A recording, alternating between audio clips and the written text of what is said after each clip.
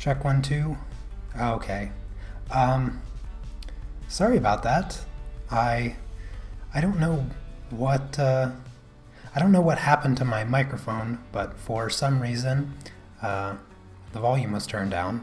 Thank you guys for letting me know so soon that the mic was off. I don't know why that happened. That's never happened before like that. Anyways, I was explaining a bunch of stuff and lost my train of thought because I realized that there was no audio.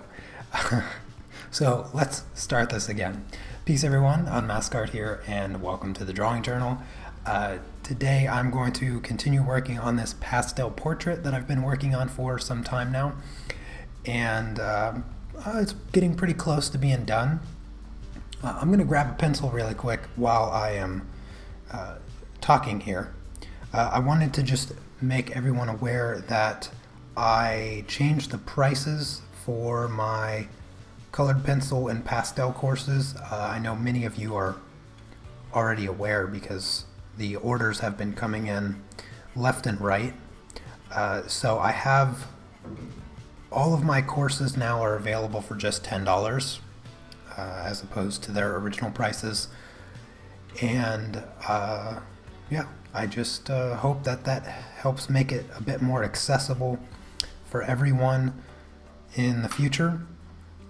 Also, all of my future courses will only be $10 as well.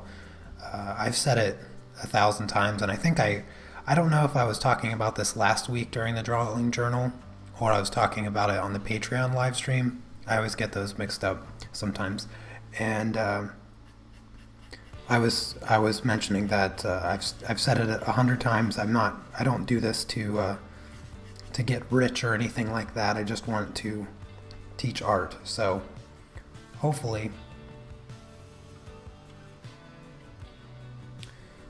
that just makes all the courses more accessible and for everyone. So I have the link in the description for my website. You can find my courses on there. I know most of you probably already have my courses, which I'm very grateful for, and I hope that you guys are enjoying the courses. Anyways, hopefully you guys had a good weekend. My weekend wasn't too bad. Just a relaxing weekend. Didn't really do much. I did work a little bit, but not too hard. Didn't work too hard. But I got the live streams set up and everything like that. The other bit of news that I wanted to mention is that tomorrow will be the last pastel tutorial that I host here on YouTube, unless it's two-part. I'm pretty sure I'll be able to finish tomorrow's pastel tutorial in just one live stream. If not, then there will be one next week. But it will be the last pastel tutorial on YouTube that I make, because it's going to go over to the Patreon page. So the stream schedule will stay the same, except the Tuesday streams will become a Patreon stream instead. And then I'm going to try to figure out a way to record the live streams, or at least the footage of me painting the pastel projects, and then I will hopefully try to bring the video over to YouTube for everybody to view. But the reason that I'm doing that is, well, one, hopefully it entices some more people over to my Patreon page, because I do have big plans for next year, for 2019, and I just need to try to grow my Patreon page as much as I can. And the other reason is because right now I'm doing just the one stream on Thursday for Patreon, and our projects sometimes they take quite a bit of time, and it's difficult to switch back and forth between mediums. If I do a colored pencil tutorial, then it might take a whole month to complete the project, doing it all on live streams. And then if I do, a pastel project, then that means I'm not doing a colored pencil one. And a lot of my patrons are colored pencil artists, and they started supporting me on Patreon because of my colored pencil tutorials. And so I want to be able to offer both pastels and colored pencils, but splitting them up, it's just not working. And so that's why I'm going to move the pastel tutorial to Patreon for Tuesdays. That means I'll be streaming twice a week on Patreon and only once a week on YouTube. For now, anyway. That's the way it's looking right now, because I just need to do that, and I wanted to let you guys know. So if you want to continue with the pastel live streams, then just come join me over on Patreon.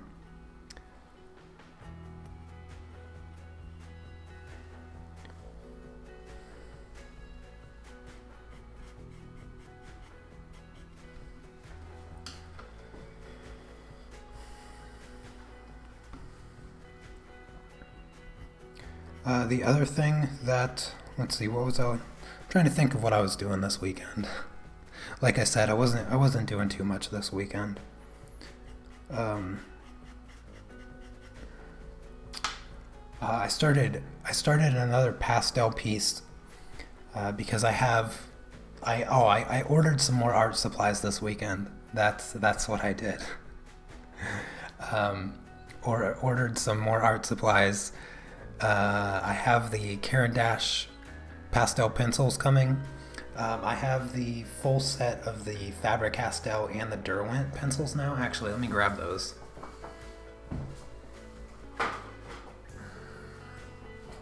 So this is the pastel pit pencils. So I got the full set of those. 60 pencils. So same number as the Carbothellos. And then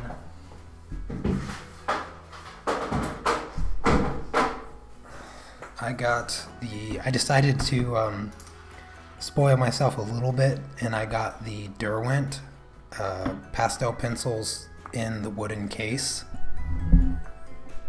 These look really, really nice. Haven't used them yet. Haven't done anything with them yet. How many are there in here? I don't know how many there are.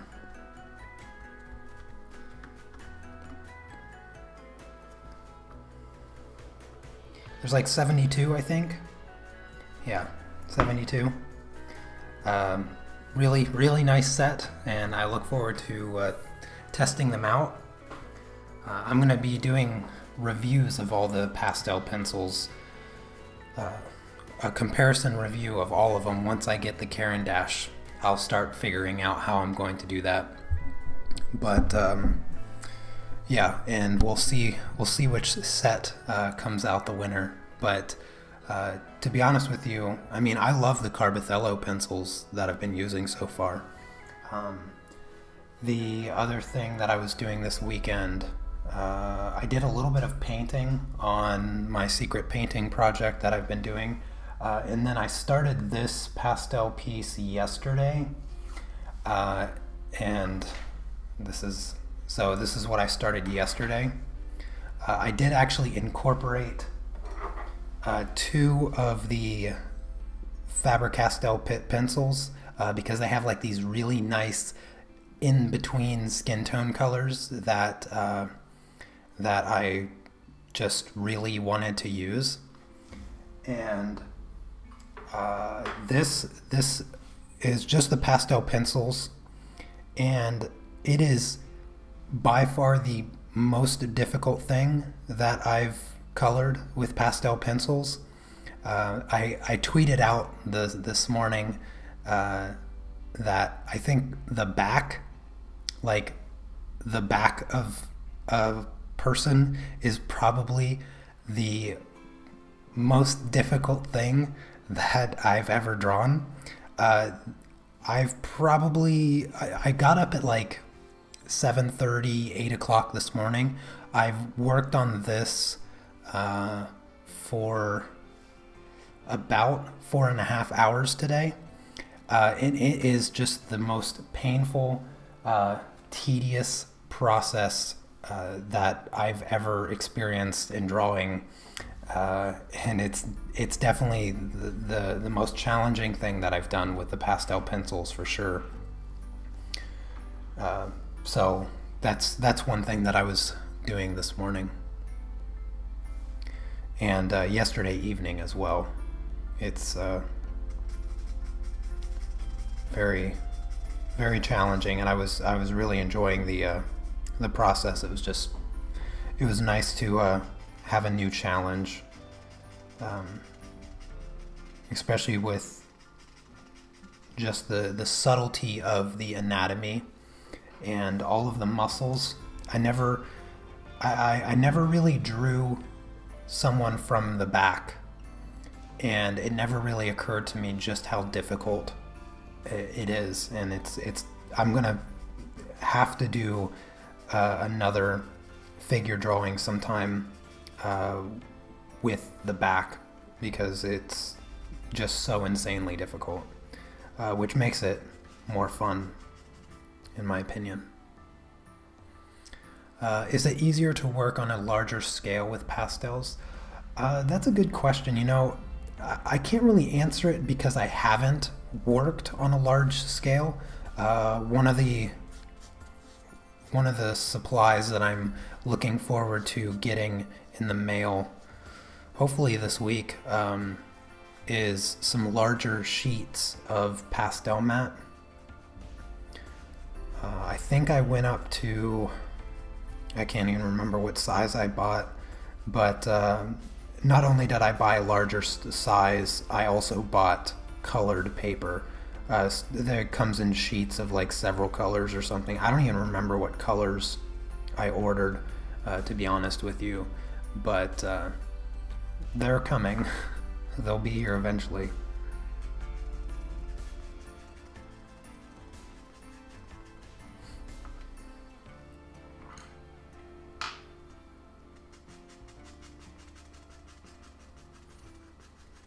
Today I'm just going to focus on finishing off the skin here. And hopefully get to the hair. You know, I'm just, I guess I'm a little tired today. I don't know what it is. Maybe it's because I've just spent the last like 4.5 hours drawing, working on that figure drawing that I showed you. And I don't know, maybe I'm just tired from that. But I'm definitely in the mood to draw, that's the thing. Maybe someday I'll draw your last dog. Maybe, yeah, maybe. It's always a possibility.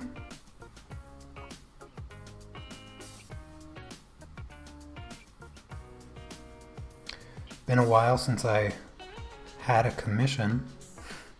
Not really taking on any commissions right now. You know, the word must have got out that I don't like commissions, because I have not been asked. You know, there's always those things that artists don't like, when people are like, "Oh, can you draw me?" Yeah, but they're not requesting a commission, they're just requesting for you to draw something for free. But I do not get asked. Maybe it's just, I don't know what it is, but I haven't been asked. to draw something for a commission in quite some time. Which I'm glad, because I don't want anything to do with them.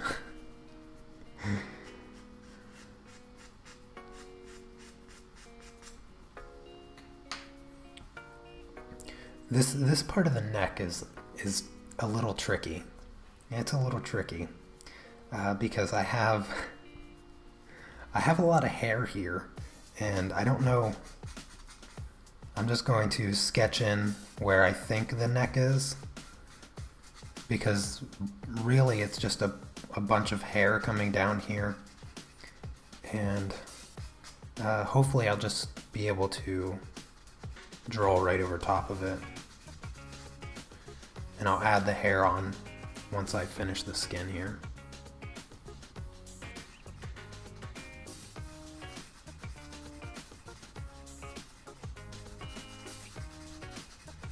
If you guys have any questions, you know, I'd love to take on some questions, so ask away. I was really excited for today's live stream, but I'm so tired for some reason. I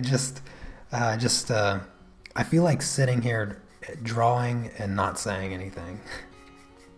But I don't think that would make for too much of an enjoyable stream, so I don't know, maybe I can come up with a story. Maybe a story I haven't said before. I don't know.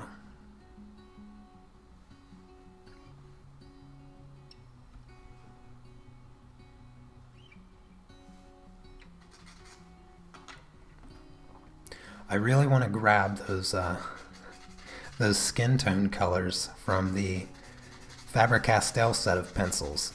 That's the one thing that I really wish that the Carbothellos had, where it was just these two colors. These two colors of the Faber-Castell. I mean, if you don't buy the full set, I think these two colors might just be worth buying, like as individual pencils. It's 132 and 189 of the Faber-Castell Pitt pencils, but they're just straight up like clay colors. Like, I can't really say skin tone color, because they lack a bit of red, a bit of orange. They're just like a light brown clay color, but they're just great for like a foundation. For a foundation of the skin, because this, I've rubbed the number off this one.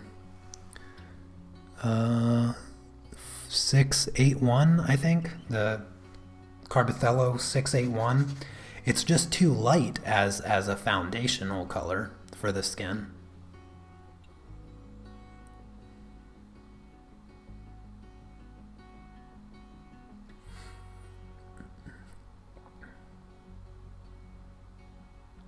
The drawing that you're making kind of looks like Dua Lipa. Interesting. I have no idea who that is. Dua Lipa. I'm gonna have to look that up. Dua Lipa. Hopefully I pronounced that right. Dua Lipa. Huh. Oh yeah, I can see a bit of a resemblance, maybe. I got a picture. Yeah, the nose is different. She has a wider tip on her nose. She has much thicker eyebrows. Yeah.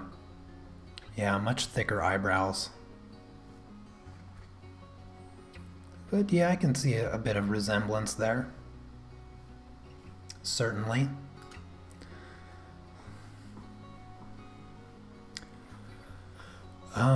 We'll have to rewatch this for what I've missed.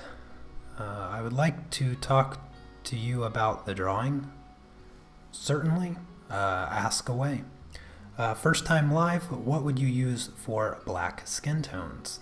That's a great question. Honestly, my color palette for skin tones doesn't really change all that much, regardless of the tone of the skin. You know, the thing with the darker skin tones, the reason that they seem harder for people to do is because people struggle already to work with dark colors. People like light colors because they can see the difference a lot easier, whereas with the darker colors, it's you gotta be a bit more experienced to see the difference between these two browns. Like if I lay down these two browns together, the difference is very minimal, but that difference is extremely important when it comes to skin tones. And I would use these same two browns. I used them in this portrait. I would use them in a darker skinned portrait as well. I would use these colors, all these colors here, I used in this portrait. And I would use these universally among nearly every skin tone color. This purple color here, I would use a touch of black. I very rarely use black, but I use it sometimes to get the right value. This purple for toning, all of these colors are in this skin tone right here. And I would use all of these colors right here for any skin tone, regardless of the complexion of the person.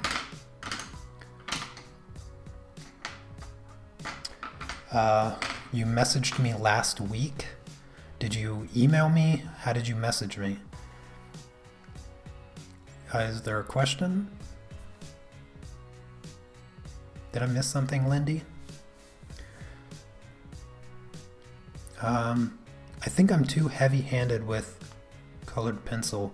I find the tooth too soon before I can get all the layers down. I am doing colored pencil project on 1500 grit sandpaper and it's coming out better.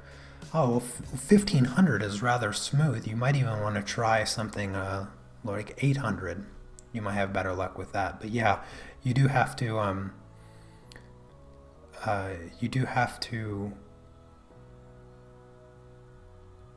learn to not be heavy-handed with colored pencils. Oh, hello, Talia. Thank you for stopping by. You always wondered what is UWU? I don't know. I have no idea what that is.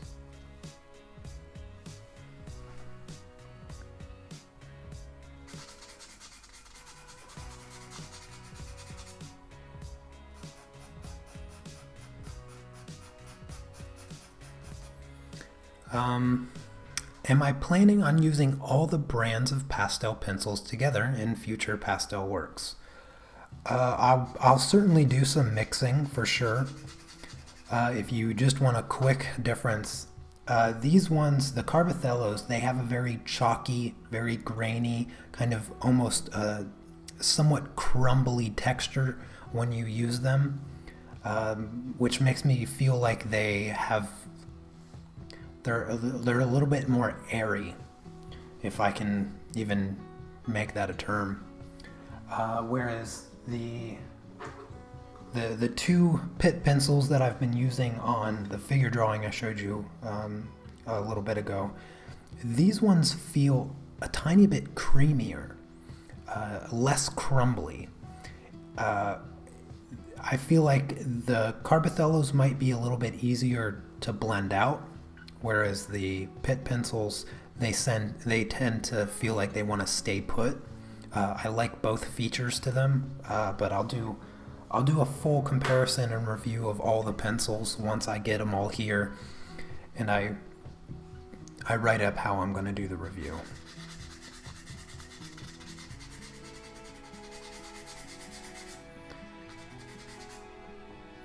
But I'm sure I'll be mixing all the brands as I find the colors that I really like for certain subjects, the same way that I do with colored pencils. I mean, I don't really use the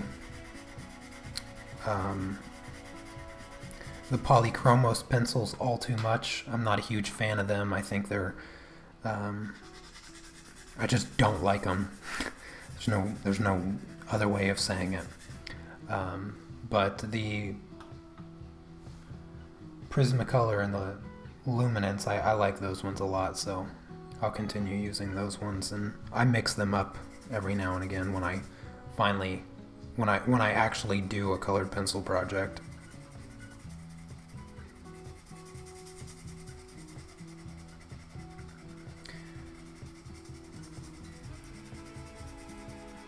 I'm having just the most fun imaginable with the pastel pencils and with pastels in general, that I'm leaning more towards always using pastels rather than the colored pencils. But I still enjoy colored pencils.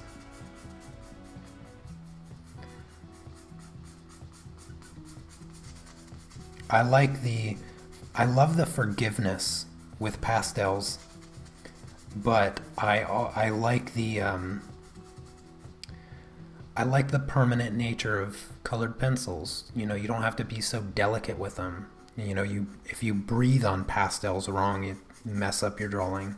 I'm exaggerating there, but I mean, the truth remains, pastels are very delicate, and you have to handle them delicately, and it's kind of annoying, actually.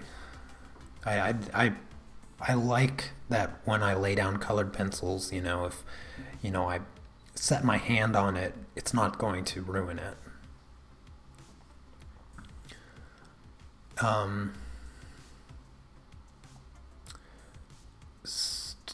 I've always, I don't know what that is.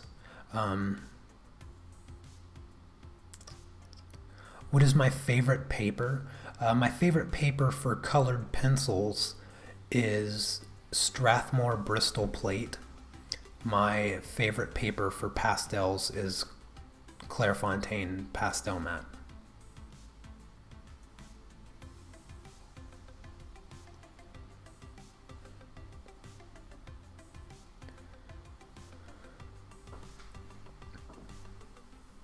Yeah, I have a list of my supplies that I recommend on my website.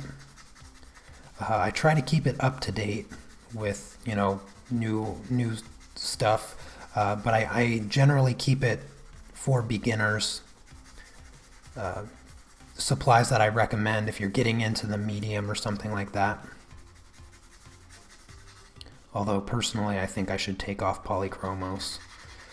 I had the polychromos. I think I have the polychromos brand. I'm not sure. I might have removed them because I don't recommend them. In almost every case, I never recommend polychromos pencils. They have, you know, their fans. People do like the pencils, but as a personal preference, I just don't.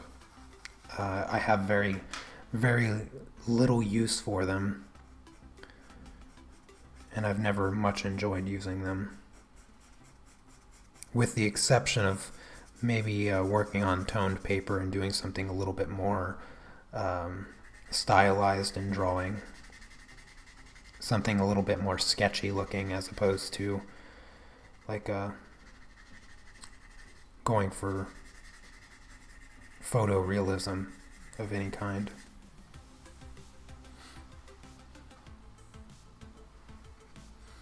Oh, thank you, Rebecca. I appreciate that. If you have bought supplies, paper pencils, and don't like them, therefore don't use them, what do you do with them? Well, I pretty much always use them, and eventually I use them. Like I still use my polychromos pencils. I just don't use them nearly as much as my other pencils because, well, I don't have as much use for them.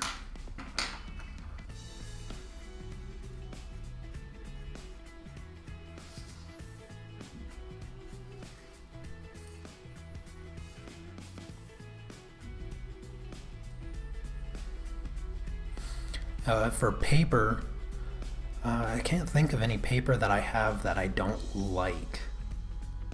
The paper, actually, I got rid of a lot of paper. I don't know, several months ago. I mean, not a lot of paper. I might be exaggerating there, but I got rid of some paper. I had some of the what paper brand is that? Canson. I had some of the Canson pastel paper, which is just garbage. The Canson Mitenta pastel paper, I don't know why they make this so confusing, but you have the Mitenta paper and then you have the Mitenta Touch paper.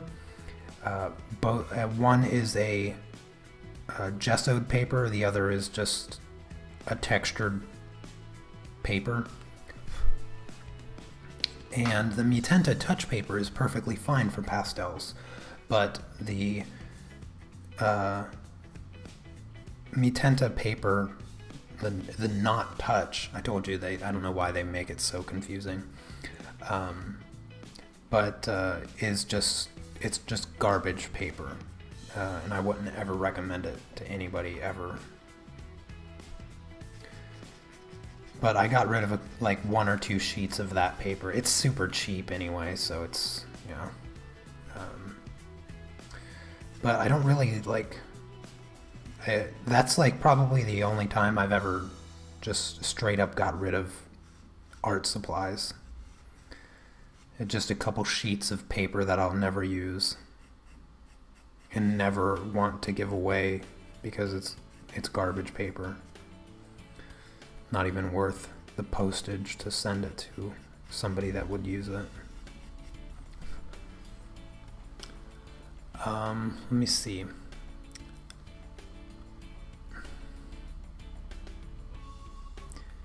I'm currently taking $4 an hour on commissions for one with my skill in art. Is that too much or too cheap? That is far too cheap, in my opinion. If anybody is willing to pay, for your artwork, then they should be willing to pay for what it's worth. For me personally, I think that using an hourly rate for your commissions is a terrible idea. Artists and art in general is not chargeable by the hour. It just does not work. It does not work whatsoever. And here's why it doesn't work. If you say you charge, we're just going to make this easy. You charge $5 an hour, okay? You are commissioned to do an animal portrait. Say it's just standard A4 size. It takes you 4 hours to do, okay? 4 hours, you make $20, okay? Now, think of the supplies necessary to create that piece of work. You have the piece of paper, A4. If you're doing a commission, you should do it on decent paper. The paper, that one sheet of paper probably cost about $1, okay? So now you're already only making $19. But you had to use pencils. If you're going to use pencils, you're probably going to have to use something, bare minimum, you're going to have to use something as good as Prismacolor or Polychromos. Those pencils, let's go with Prismacolor and just say that the full set is $100, because in most cases you can find the full set for $100. If you're using, let's say you use 10% of the pencils and you had to use, on A4 size, you're using at least a third of the pencil. So you're using a third of 10%, that's, let's just say 4%. So you're using 4% of $100, that's $4. So now you're only making $15, okay? Because you have to pay for the percentage of the pencils used, plus the paper you put it on. And let's say you have to mail the thing, well, you have to protect it. So let's just go with $2 worth of shipping supplies and $5 worth of shipping. You know how much money you made? You made $7. Yeah, that's. Let's take this a little bit further. So That's a 4-hour drawing on A4 paper right there. $5 an hour. Okay. You would have to, for an hourly rate, you'd have to charge at least $150 an hour for that size, for it to be manageably profitable in the long term. Anything less than $100 an hour is just absurd. If you have any, if you have a sellable skill, less than $100 an hour is just unmanageable.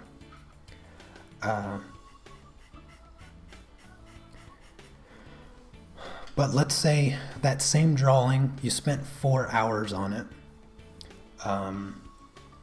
but you show the you show the commissioner, the client, and they ask you to make some changes. Those changes take another hour.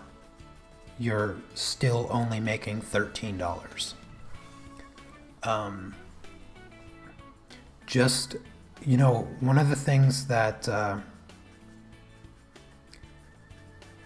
it feels good. It feels good for people to buy your artwork. It does. It is the absolute pinnacle of compliments that you can give an artist. And I get it. You want people to buy it. But giving it away at $20 or $5 an hour, it's not worth anything. It's not worth going through the trouble of selling it. So in that position, if you feel like you can only charge $5 an hour, then I think your time would be much better spent practicing your craft for the sake of getting it to a level where you can charge much more. That would be a much more productive way to spend your time rather than dealing with clients. Dealing with clients is got to be the worst aspect of being a commissioning type artist. Because, I mean, I would say like 99 times out of 100, artists are introverted. You know, they don't want to deal with people. They like the solitude of working on, you know, their artwork, and they don't want to have to be, you know, chatting with people and dealing with clients. You know,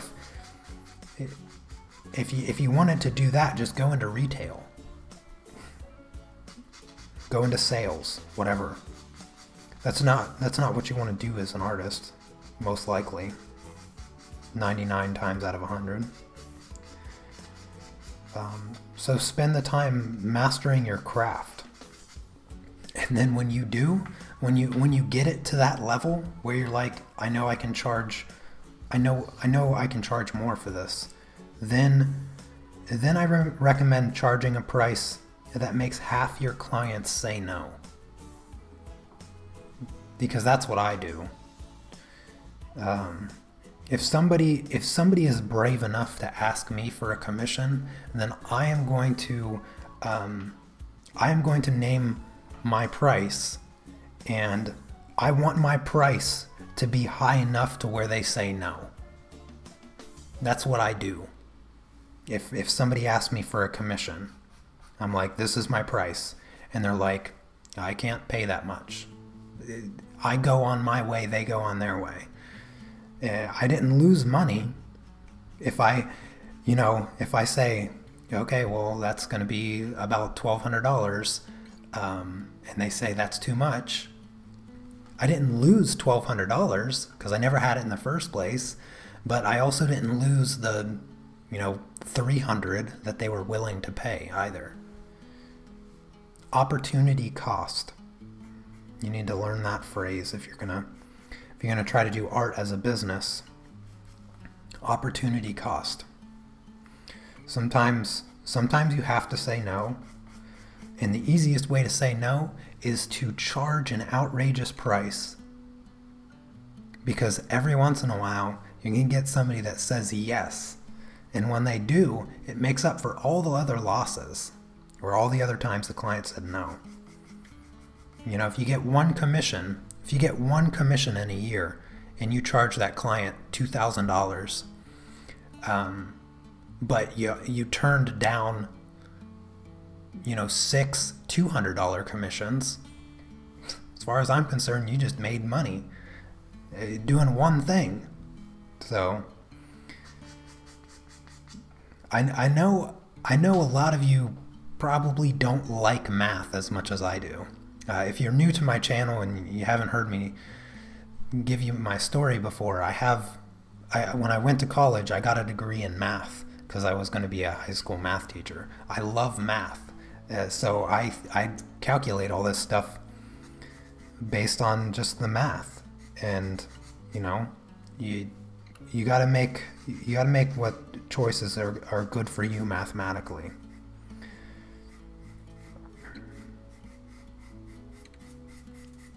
I don't often get questions about you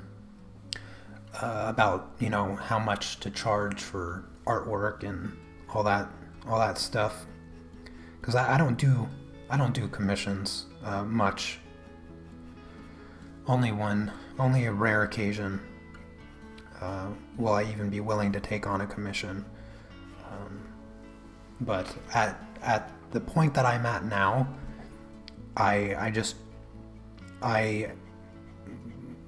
my rate in which I charge is high enough that I can get most clients to say no. And that is where I want to be at.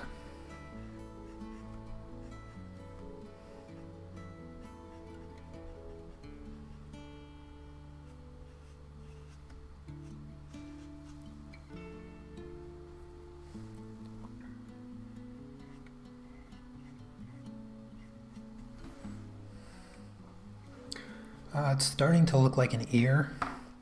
I'm afraid I can't do too much with the ear until I put the hair in. There's a lot that you know, the hair has to come in here and do its thing, and I think pretty much the ear is just about done.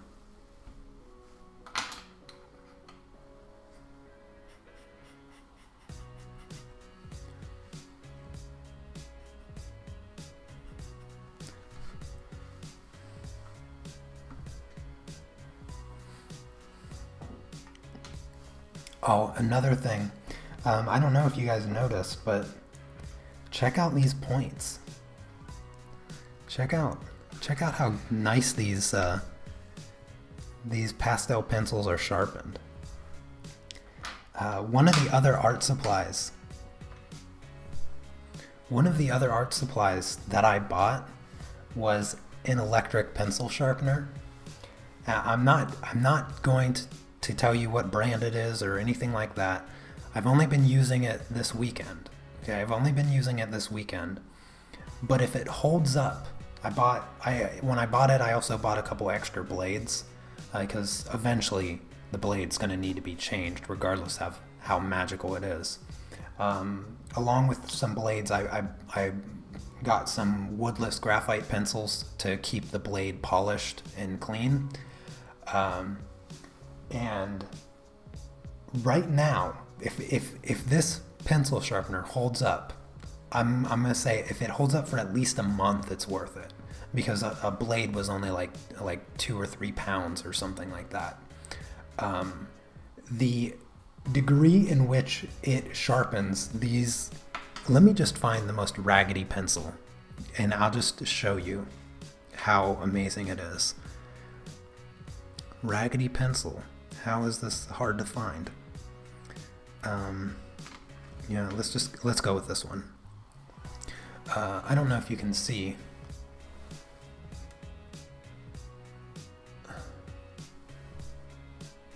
But you can see I chopped this to death with an X-Acto knife, with a craft knife, in order to sharpen it.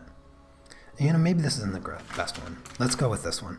Look, this is a relatively dull pencil, this is still like factory sharpened, okay? It's crap.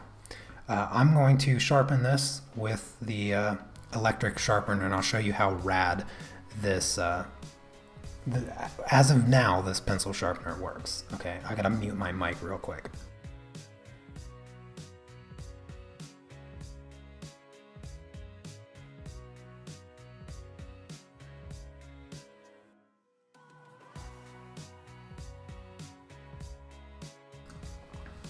Yes, it does have auto stop. All right, look at this. Look at that pure magic right there. There is nothing more satisfying than a pencil sharpener that works, and it works on pastel pencils. Pastel pencils are so annoying to sharpen. They are more annoying than any of the worst Prismacolor pencils ever made. But look, it's not broken. See, I'm not gonna break it, but it's amazing. It's amazing. Well, it was silent because I turned my microphone off. But yeah, that is. I am really enjoying this pencil sharpener. I've tested it. There was this one. I have it here. Okay, so this pencil, this is a Prismacolor pencil. I'm sure you guys, if you've had any experience with colored pencils whatsoever, you have heard of how annoying it is and how many Prismacolors like break every time you sharpen them, blah blah blah. People love hating on Prismacolor pencils. It is a hobby to hate on Prismacolor pencils. I still rank Prismacolor like tier 1 pencils. Like, I love them, and nobody's going to change my mind. The color selection is fantastic, the price is unbeatable, and the quality is moderate. Okay, it's not terrible, but it's moderate. It's not excellent, but this pencil right here, I have 4 of these pencils because I have a bunch of Prismacolors, and there's something about this color. This is 1082, by the way. Something about this color that I cannot sharpen. I can't sharpen it in a manual one. I can't sharpen it even very well with a craft knife, with a crank sharpener, nothing. I've tried sharpening this pencil, all 4 of them. I literally burnt through an entire one of these pencils because I could not get a point on it. This, I put it in that pencil sharpener and it did this. And this core is not perfectly centered. As you can see, it's a little high over here with the wood, but it got an amazing point. I couldn't believe it. I was like, I've tried so many pencil sharpeners, and I could not sharpen this pencil to save my life. And that pencil sharpener did it. It did it after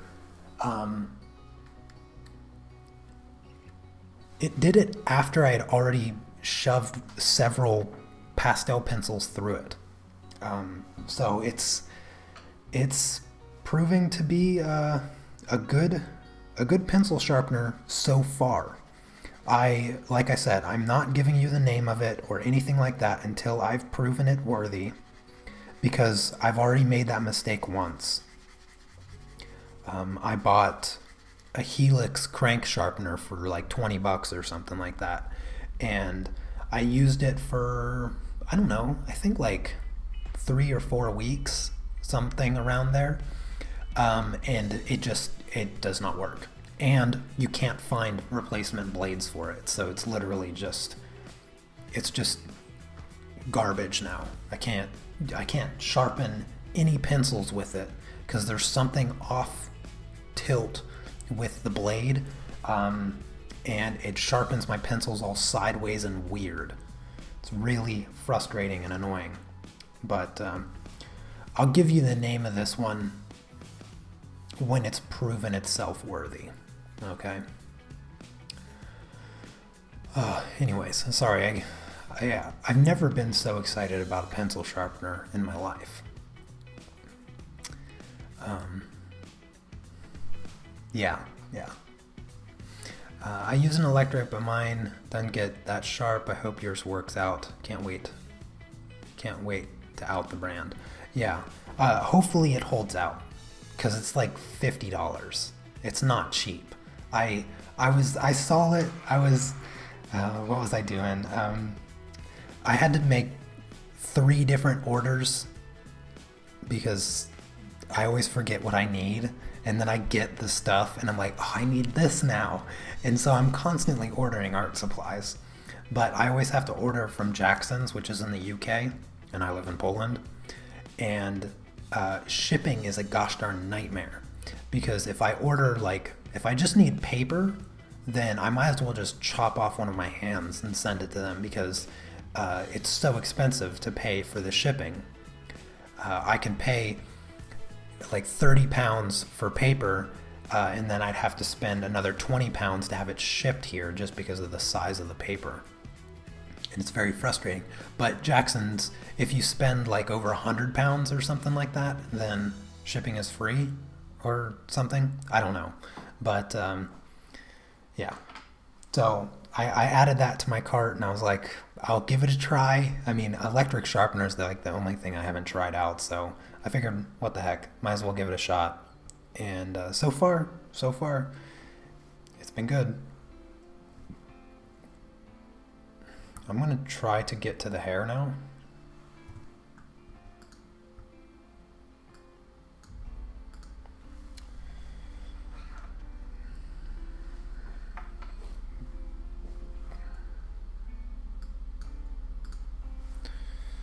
I need another color.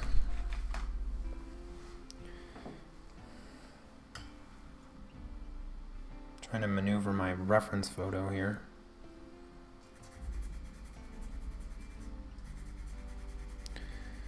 I'm going to move on to coloring her hair. And I'm going to start with kind of the highlight color, which is just like this medium gray. This pencil is 704.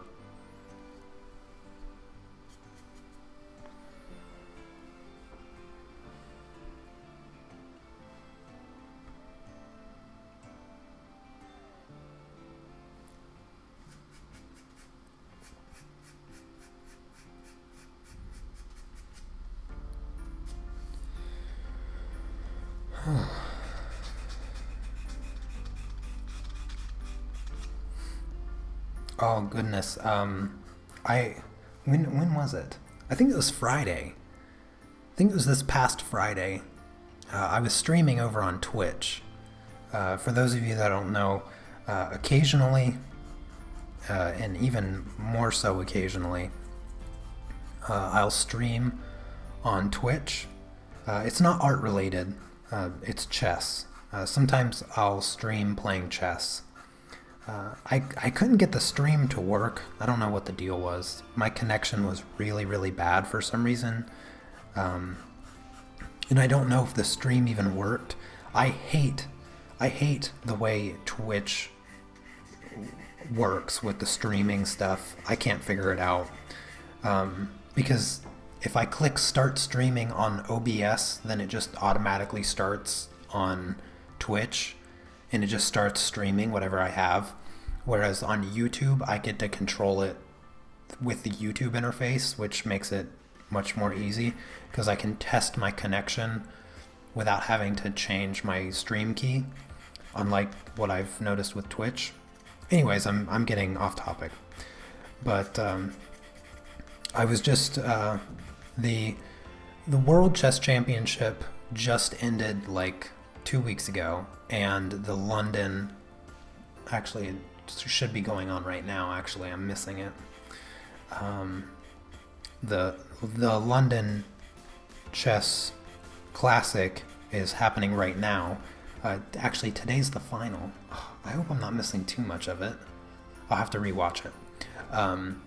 Anyways, so I've just been on a big chess kick recently, and Friday I was streaming. And for some reason, this past week, Oh my gosh.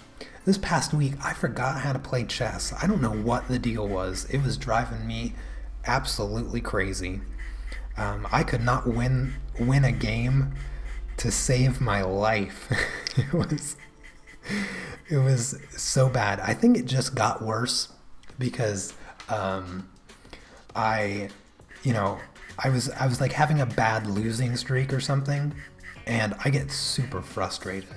I've said it before, and I know I probably don't come off as being like a really competitive person, but I am extremely competitive.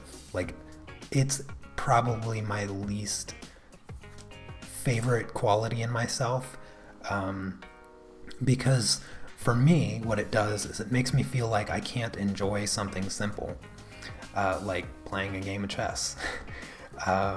And if I lose, then it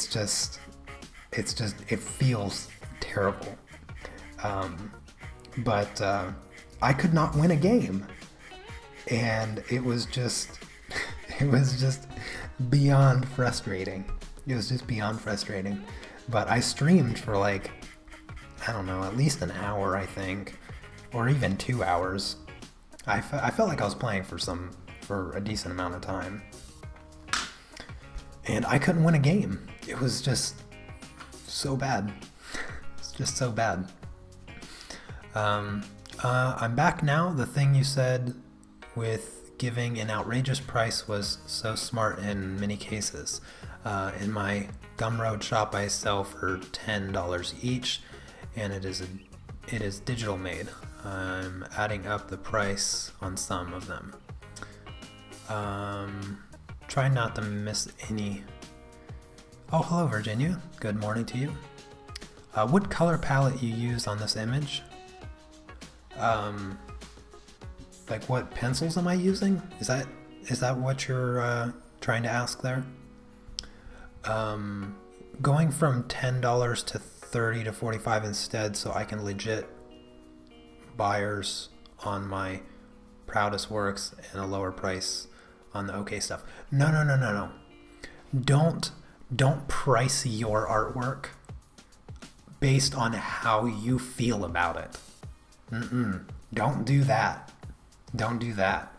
Because if I did that, then the stuff that people love the most would be the cheapest artwork that I sell. I don't know what it is. I do not know what it is, but your feelings about your artwork are the last thing that you should ever use to influence the price. Seriously. There is some drawings and paintings and stuff that I've done in the past that I despise. Like, I don't even want to look at it. I shut it in my drawer, and it just stays there for eternity, and I never look at it again. There's some stuff that I liked so little that I haven't even, like, I would do it, spend 5-6 hours on it, and I wouldn't post it online anywhere. I wouldn't put it on DeviantArt. I wouldn't put it on Instagram or my Facebook or anything. I wouldn't even share it. I wouldn't even take a photograph of it. I'd literally just bury it in my drawer and never look at it. But the artwork that I do that with, and some of the few that I have shared in the past, it gets crazy popular or something ridiculous. Like, people just love it. The artwork that I despise the most are the ones that the people always enjoyed the most. And for the life of me, I can't figure it out. I can't. So don't ever price your artwork based on how you feel about it. Like, if you're super proud about it, like, oh yes, it came out just the way I hoped, nobody's gonna like it. I promise you. It's every single time. Every single time. Anything that I'm like, oh, I love that. It came out exactly the way I wanted it to. I get like no comments on it, no likes, no nothing, no nothing. Just don't do it. Can't stress that enough. Don't do it.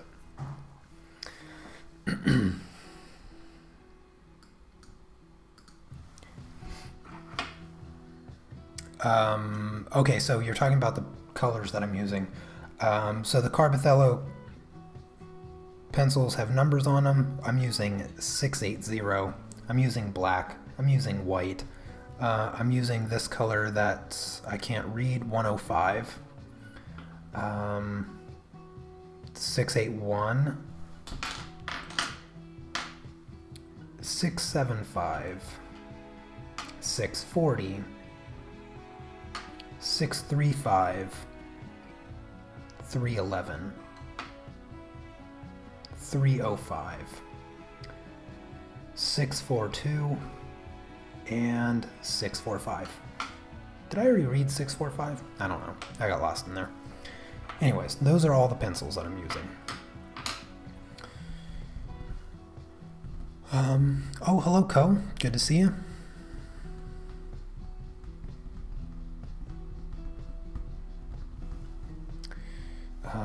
I grabbed a pencil and I forget which color it was. All right, this one.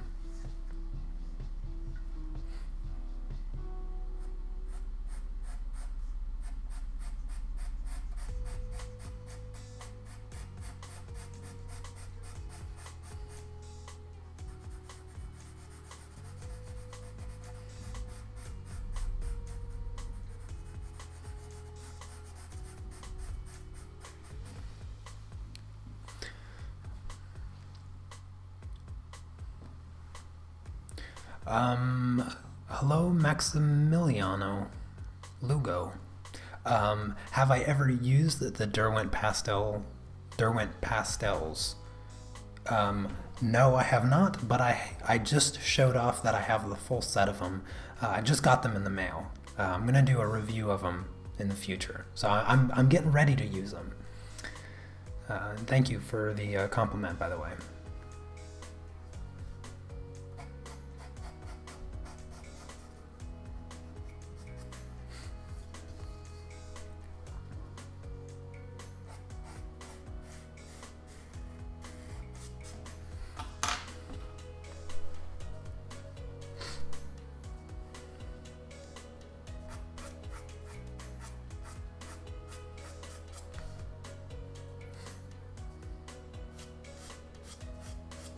I don't know if I'm going to be able to finish the hair today, but I'm going to try to get some of it blocked in at the very least.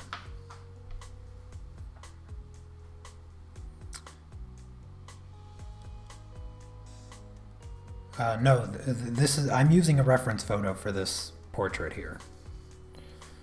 I'm using a reference. It's just a random picture I pulled off DeviantArt because I liked the shadows.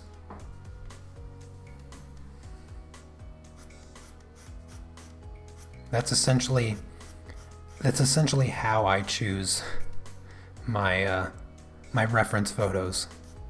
Is I find like one quality about it that I really like that I think will translate well to a drawing or a painting. And in this case, I really liked this dark cast shadow. Because if it was just flat, well lit, like beauty picture, it would just be boring, and I didn't want to do that. I've done one of those in the past and it was not all that enjoyable.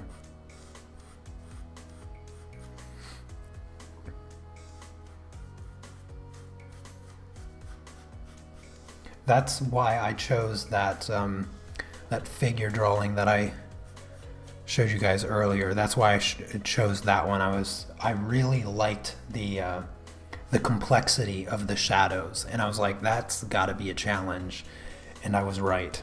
It is a ridiculously difficult challenge. I completely underestimated that picture, which is a delight. I'm super excited by how difficult the painting pastel, well, whether I did it with pastels or colored pencils, it'd be difficult no matter what, because it's just straight up hard. There's just no other way of putting it. It's just a hard picture to replicate.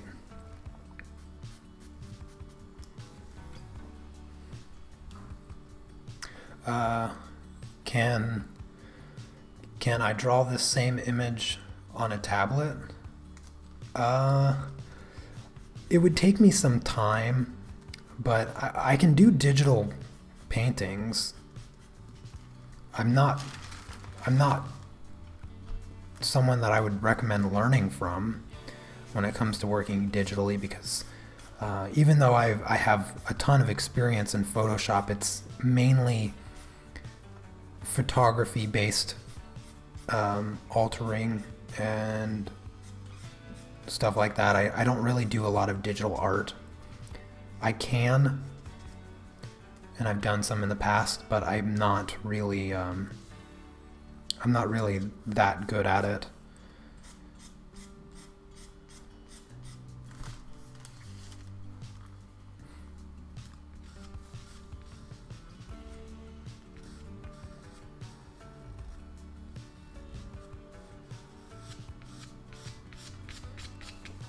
One of the best tips that I've ever gotten with digital art is to use a hard, large brush for as long as possible. That was probably the one of the most eye-opening tips that I'd ever gotten when working digital paintings, because it forces you to focus on creating things based on color and value as opposed to detail. Because if you get hung up on all of the details in an image, what you'll most likely end up doing is, sticking around one part of the drawing. Like, you'll zoom in real close in Photoshop or whatnot, whatever program you use, and you'll just sit there and like painstakingly try to replicate all the intricacies of that single portion of the drawing. And then like 2 hours go by and you zoom out and you realize that you have nothing done except for like, this maybe one eyeball of a person or something like that. And it's just best to ignore those details in the beginning and just grab a large brush and paint based on color, composition, and value. And if you can get that that stage mastered, then you'll find that as you can't get any more detailed with that larger brush, then you shrink your brush down to a more detail manageable size, and then you get as close to the details as possible with that brush, and then you just keep going and going and going and going and going until you're to the point where your brush is small enough to capture all the details that you wish to capture in the first place.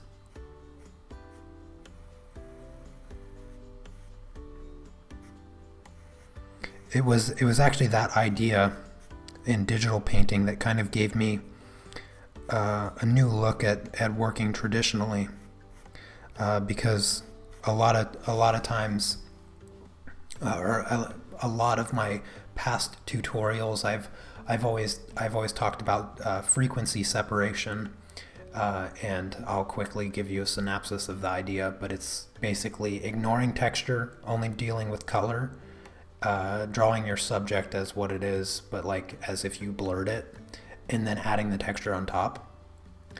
And then I went to a different kind of paradigm of thinking where instead of trying to draw what you're looking at or what your subject is, like if you're drawing a dog, ignore the fact that you're drawing a dog. Instead, only focus on matching the colors exactly and creating the shapes those colors make. And it's kind of the same idea as using a large brush. Like, you're only focused about color and contrast. You're not trying to create every detail right away. Instead, you're just focused in on color and contrast. And I said it like 1,000 times in my recent Patreon tutorial, color and shapes. And I even did like a little demonstration about a month ago on the drawing journal. But yeah.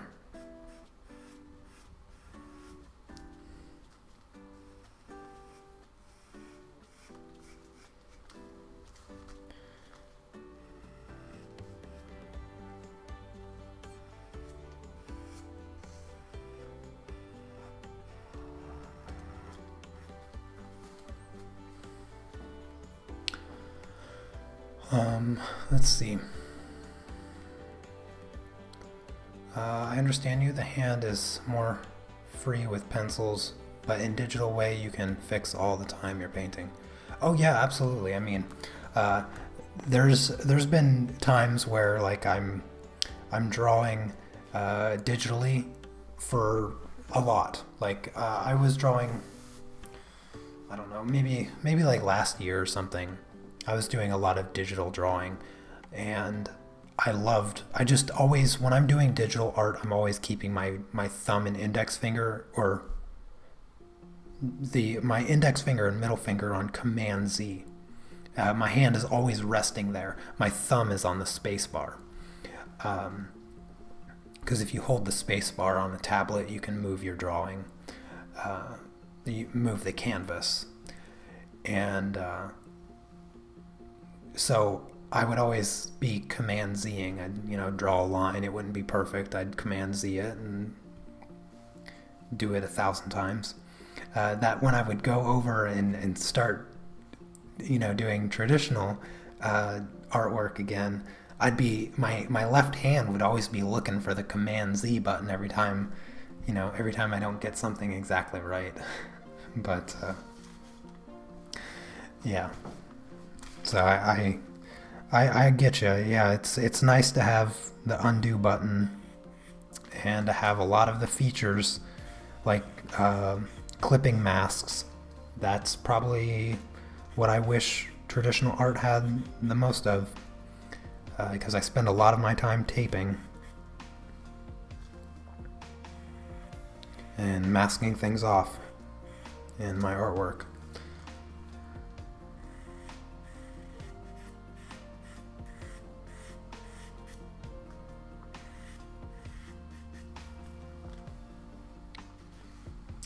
Oh, hello Sharon. Good to see you. Do I have any questions on how to get a bigger following community base? I'm struggling a little with getting new followers, and I don't want to DM people to beg for a follow. Well, I would definitely not suggest DMing people for a follow, because even if they follow you, that follow for a follow thing, you don't get more popular by having a lot of people that don't interact with you.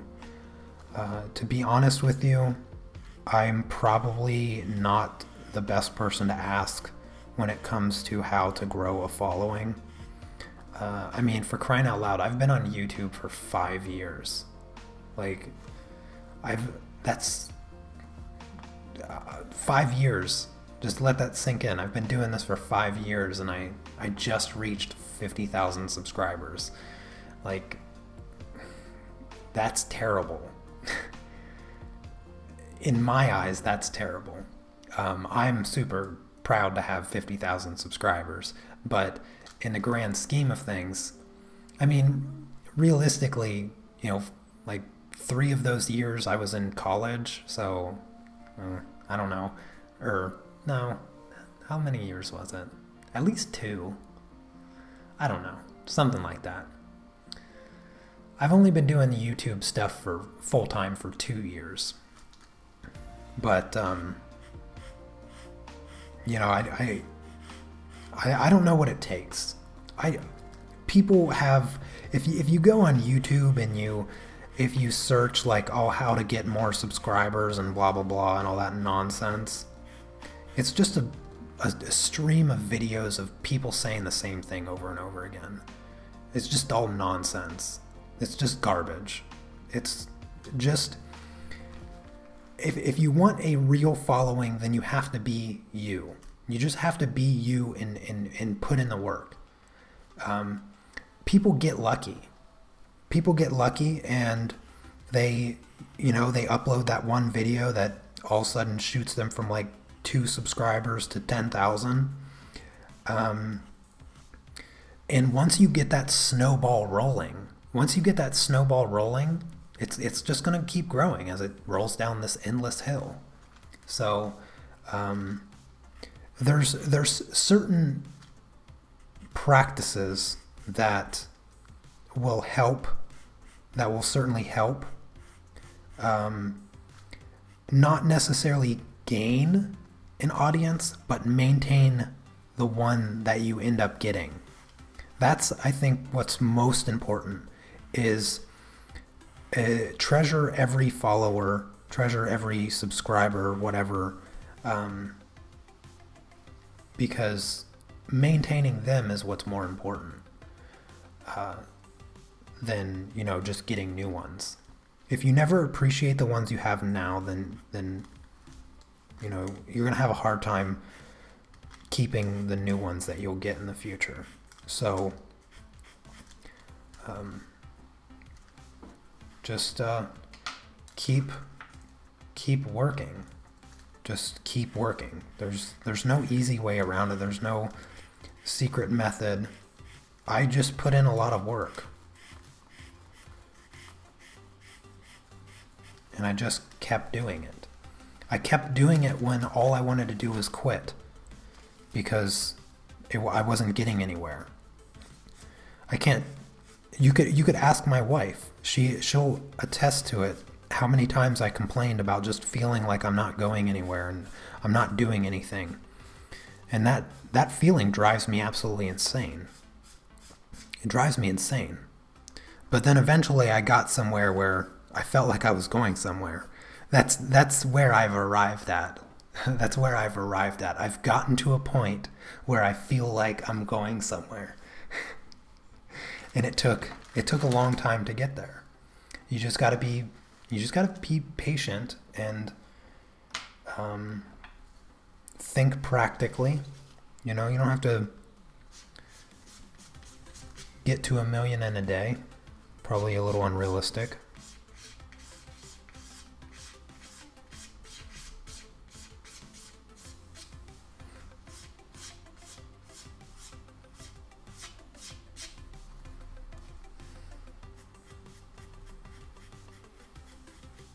I think if you do catch yourself watching those videos that I was referring to, you know, the ones that you know, how to grow your YouTube channel, blah blah blah, and all that junk, let me just save you the time, okay? Let me just save you all the time, okay? Instead of wasting your time watching those ridiculous videos, here is how you actually do it, okay? It's just one thing.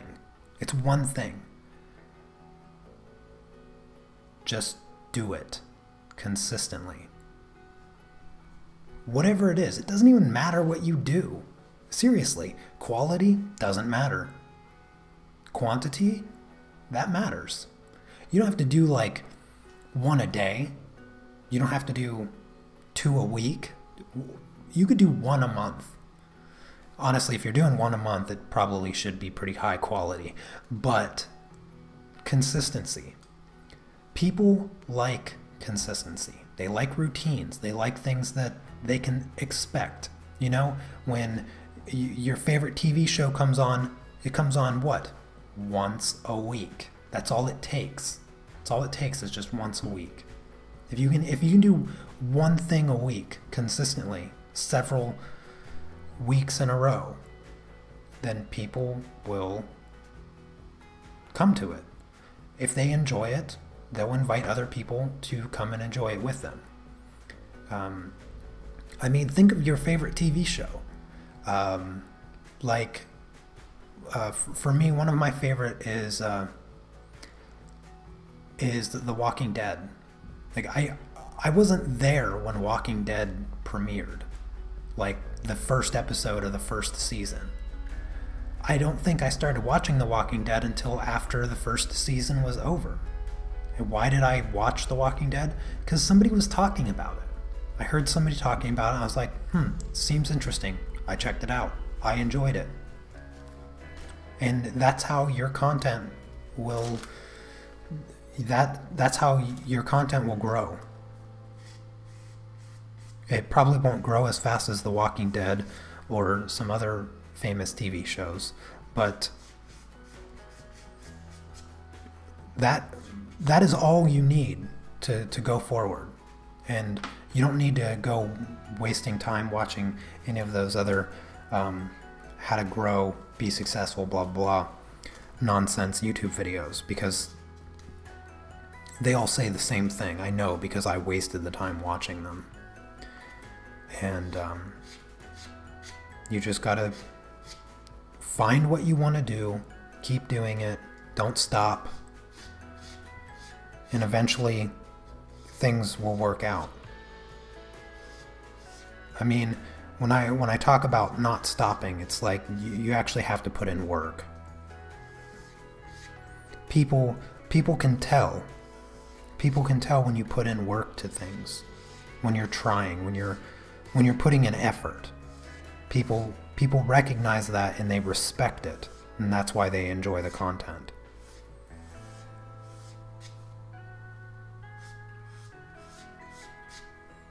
I don't know what I'm doing here with the hair. Right now it's just a hot mess. I'm trying to concentrate on what I'm telling you, and I'm forgetting what I'm doing here. I don't want to do highlights yet.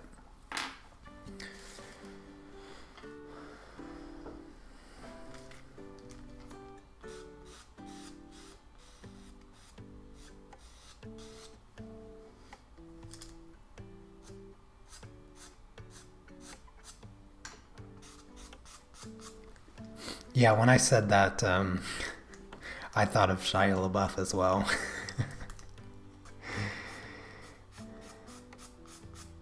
Too many memes. Too many memes in my life.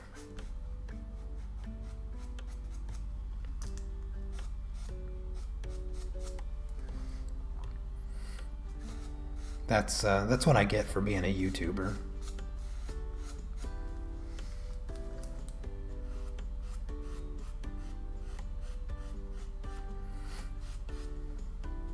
To this day, that is still one of my my all-time favorite things to do, is to introduce myself as a YouTuber. I love it. It's just, there's just something about it, because before I was a YouTuber, I had never met a YouTuber. I'd never met a YouTuber that like does it for a living. And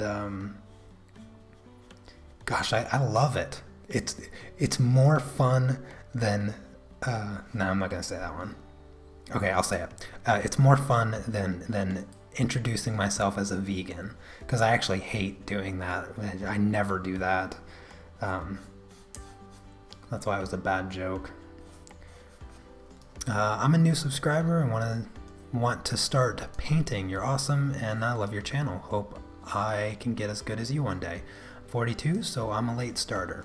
42, that's nothing. That's nothing.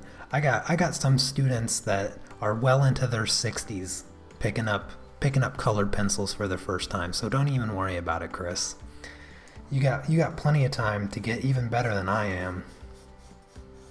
But welcome, new subscriber. Thank you very much. I really appreciate that.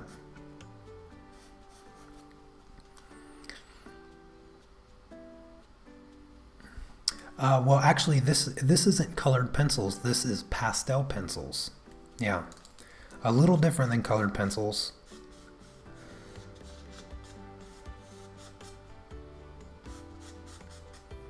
Some people will say that pastel pencils are colored pencils, and some people say that no, colored pencils are separate and pastel pencils are just pastels. I don't get into the debate of that, but technically they are colors and they are pencils. So in the easiest, most simplistic definition, they are indeed colored pencils, but just to be clear, they are specifically pastels, pastel pencils.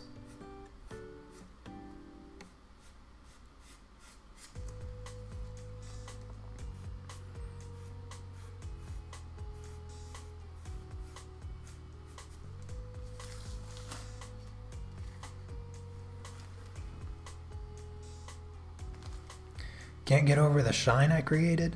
Well, I think the shine that I created on the face partly comes from the fact that I'm working on this medium gray paper, and it really does help make those shiny bits like really pop off. That's actually why I ordered more colored paper, because this one here, this is on white paper. So this is the paper here. I don't have anything white really. Yeah, you can kind of see the difference. This paper is light gray. I don't even know why they do that. Why they make light gray paper. It is like so close to white that it doesn't even make sense. Anyway, I'm getting off topic, but yeah, the gray paper here I really like.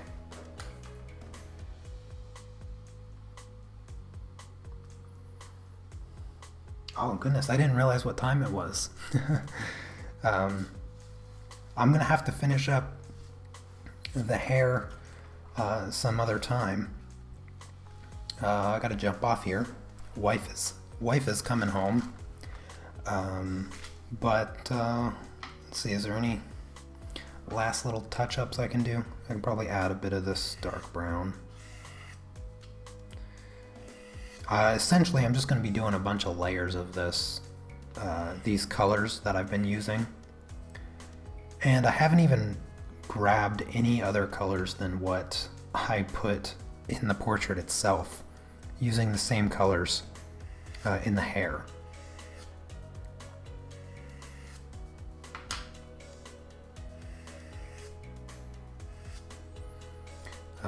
But I'll finish up this hair. I'll probably post a picture later on because I want to get this done. And next week, I don't know. I'll do something next week. Who knows what I'll do? I don't know. But I'm gonna jump off here in another minute or two. And the next time you see this picture, it will be complete. The hair will be all done, all the flyaways and all that stuff. Let me check, make sure I didn't miss any last questions. Love watching the streams. Thank you so much, Darlene. I appreciate that. Got yourself some pastels. Awesome. Not high-end. They don't need to be high-end to have fun. I can assure you of that. But is mixed media paper okay to use for the moment? I do not recommend it, okay? I do not recommend mixed media paper for pastels. One thing that you're going to learn when you get into pastels is that the surface you work on will determine whether or not you like pastels. And if you do not use a good paper, you will not like pastels. I guarantee you. There's just no way that you will like pastels if you work on bad paper. Cheap pastels, they work great. Bad, cheap paper does not. So put your money where it counts with pastels, and that is the paper. So just to be clear, paper is more important than the brand of pastels. You can get like a 72 set of Faber-Castell soft pastels for like $40, like 72 of them. Okay, that's a lot, and it's super cheap for the cost. You'll get about 10 pieces of Clairefontaine pastel mat for about $40, depending on the size, and it's worth it. I promise you. You will not like pastels if you cheap out on the paper. Anyways, do I make music? I wish that I still did. But if you go into my older videos on my YouTube channel, you'll find some of the music that I wrote. I used to play guitar. When I moved to Poland, I sold all of my musical instrument stuff, and I haven't made music since. It has been driving me crazy. However, in 2019, my wife and we want to buy a house. I really hope we can find one. And if we can, then I hope to buy another guitar. So hopefully I'll be making some music again in the future. Eventually I will be, for sure, 100%.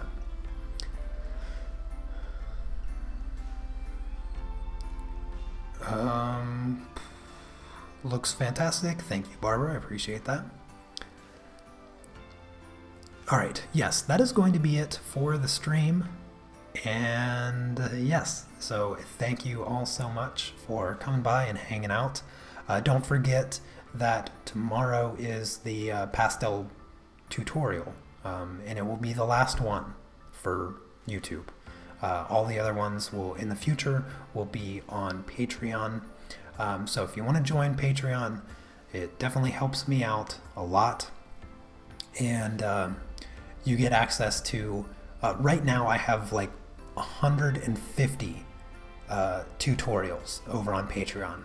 Pastels, graphite, colored pencils, portraits, animals, landscapes. I mean, you name it, I have it on Patreon. And for $5, you get access to all of that. It's a pretty ridiculous amount of stuff you get access to. In the meantime, you get to help me out. And then the other thing is all of my courses that I have on my website, I lowered the prices. They're all $10 now. And all of my future courses will only be $10. And I'll, be putting together some new ones next year, pastels and colored pencils. So keep an eye out for those. And that's about it. Hope to see you all tomorrow. Have a fantastic rest of your day or evening, and take care. I'll see you next time. Peace.